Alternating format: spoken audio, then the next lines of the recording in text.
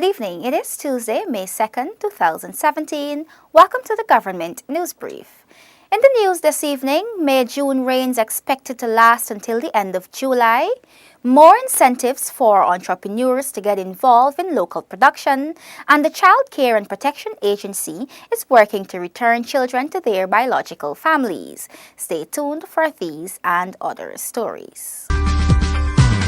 Thank you for staying with us. I am Renetta LaFleur. Here are the details. The Ministry of Public Health is in the process of addressing the issue of assault on the staff at the West Demerara Regional Hospital over the weekend. The Public Relations Unit of the Ministry of Public Health told Gina that the Minister of Public Health, Walter Lawrence, will be meeting with the commander of the D Division for the police to launch a thorough investigation into the assault on the staff and to have the culpable persons face legal action for the destruction of the public hospital property. It had been noted that this attack is not the first of its kind. It is something that usually occurs on weekends and holidays. Minister Lawrence notes that her public health care staff should feel comfortable in their work environment and will do everything in her power to ensure their safety on the job. The Hydrometeorological Station advises that the May-June rains have commenced and will last until the end of July. More from Delicia Haynes. Chief Hydrometeorological Officer Dr. Garvin Cummins advises that the necessary precautionary measures be taken as the May-June rains have commenced. Dr. Cummins says that throughout the rainy season, rainfall is expected to be above normal. This could result in flooding in some areas. We don't have specific dates per se in terms of what days might have extreme rainfall. That would require continuous monitoring, which the National Weather Watch Center does based on its mandate.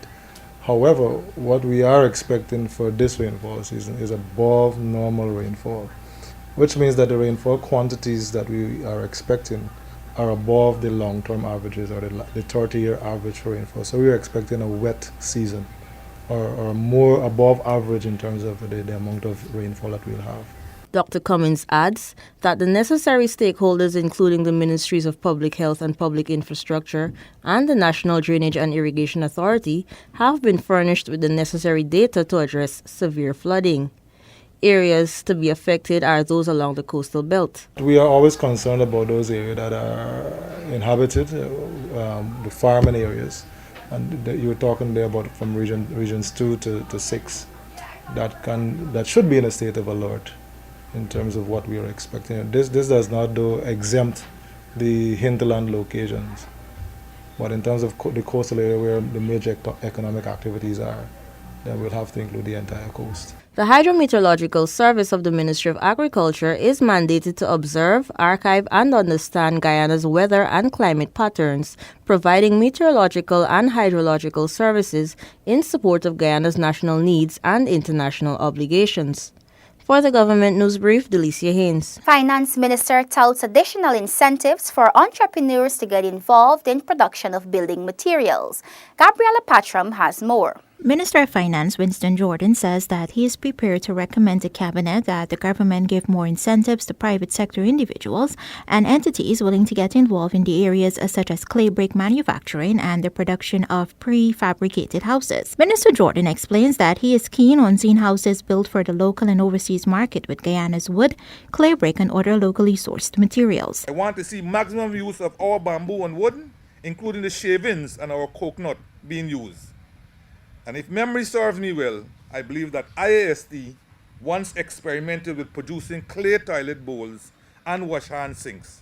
Indeed, I seem to recall a local private sector entity which had benefited from loans from the now defunct Guy Bank that had actually developed a bathroom tub and a range of bathroom furniture made out of PVC materials. The Finance Minister notes that all of this adds value, provides employment, and reduces demand for foreign currency.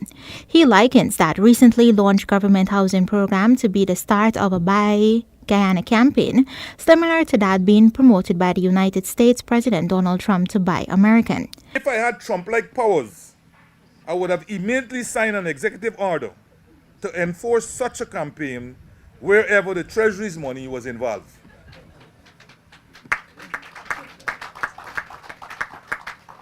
I'm completely in sync with my colleague Minister Raphael Trotman to restrict the importation of pine wooden and pine doors, sheetrock, clay brick tiles, and all those other building materials that compete unfairly with our local produce, or which can be comfortably be produced locally. Minister Jordan Lord's Minister of Natural Resources Raphael Trotman called to restrict the importation of pine wood, pine doors, sheetrocks, clay brick tiles, and all those other building materials that compete unfairly with locally produced building materials. For the Government News Brief, Gabriella Patram. The Child Care and Protection Agency has embarked on a project that could see several children return to their biological families. Details in this report. Director of the CPA, Anne Green, explains that the project is aimed at reviewing the status of children in residential care facilities to determine whether they are eligible to return home. The children that could be returned to their biological families will be returned. So that's what we'll be looking to see. What's the stage now? What's the progress that the families, they have made so that we can return the children. If they can, if it's possible. We're not going to return a child to a family or a situation where we would have removed them from and nothing has changed. The project is a collaboration with UNICEF and the non-governmental organization Blossom Inc. Green notes that the project is expected to be completed by the end of the year. The staff, the caseloads are so high. I can't put more work on the staff. So we're doing it with an NGO. We'll be helping us to do all the reviews of the children in the residential care institutions. There are about 600 plus children in residential care institutions. So yes, it's commenced. Additionally, the CPA director states that efforts are intensifying to register and license daycare facilities. She notes that those in Georgetown are already registered and licensed, while those in Essequibo and Linden will be the latest beneficiaries. Right now, we are working with them to get them to that standard. They're even going through the process of the fire service on what they got to do on the fire drills and so for the children. So yeah, we're going down to Essequibo to do that. So we'll be licensing all the daycare facilities in Essequibo. And we're also going to Linden. So Essequibo and Linden, we hope to register and license all the daycare facilities in those two areas. Green says the agency will continue to work with communities, families, and teenage mothers to better protect and care children. Advocacy for food safety and environment sanitation in the Caribbean is high on the agenda of Tourism and Health Program. Neola Damon tells us more. The recently launched Tourism and Health Program will facilitate capacity building exercises in food safety and environment sanitation. This will see the implementation of the health, safety, and environmental sanitation standards locally. Head of the Tourism and Health Program at the Caribbean Public Health Agency, CARFA, Dr. Lisa Indar, says that the program was specifically designed to address such issues. Tourism by itself are really challenged by health, safety, and environmental sanitation practices. For instance, we have had countless disease outbreaks that are occurring, and majority of them has been among our tourist population. Food safety outbreaks, and also things like poor environmental quality, beach quality, and so on. So if we're really serious about really improving our tourism product, we really have to look at the health, safety, and environmental challenges that are impacting. Hence, the Tourism and Health Program was created to really look at that in a collaborative partnership approach so we can address these challenges. Dr. Indar adds that by addressing these issues, there is expected to be more integrated approach towards ensuring that the standards and certifying scheme, which is to be developed, will apply to Guyana and all other Caribbean states. It has actually called an early warning response system, because if you have an illness that is occurring, especially in your tourism population, you want to be able to detect very quickly. So this is the first time ever in the world we have a web-based application that can be able, if you be able to report on time, it will be able to detect very quickly and alert a hotel manager, Ministry of Health, and so on, that there is an issue through their cell phones and so on, so that they can respond. The other area is building capacity. You can't do anything without building a country's capacity.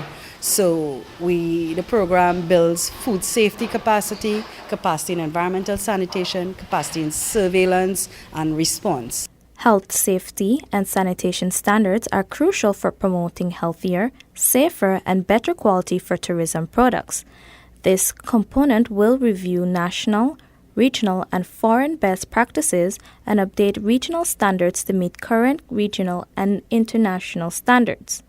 Additionally, work will be done with regional and international standards organizations to develop a recognized certification system. Neil Damon for Government News Brief. The National Road Safety Action Plan, set to launch tomorrow, will clearly outline the roles and responsibilities of every stakeholder. Neil Damon has the details. The Guyana National Road Safety Action Plan 2017 to 2019, which will complement the National Road Safety Strategy 2013 to 2020, will help Guyana to meet the decade of action of 50% death reduction by 2020. Coordinator of the Guyana National Road Safety Council, Ramona Durgen, says that the plan saw those stakeholders committing to their responsibilities. They now have signed the commitment forms. They're saying that they're going to take up their commitment and their role and responsibility for road safety in our country. And that is the main purpose of this plan, having all the players, the key players, come together, recognizing what is their role, what is their responsibility, and implementing and working together to implement. At the launch tomorrow, Dorjen says that the plans will be presented in a holistic and detailed manner. The action plan will also see extensive training being afforded to police officers and the members of the media. This is what the action plan is all about.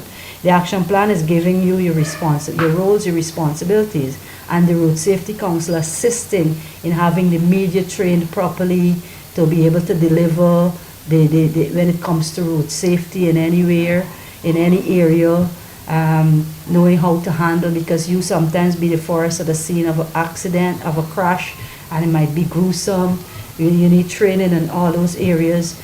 We're gonna continue to train our police officers in every area we can.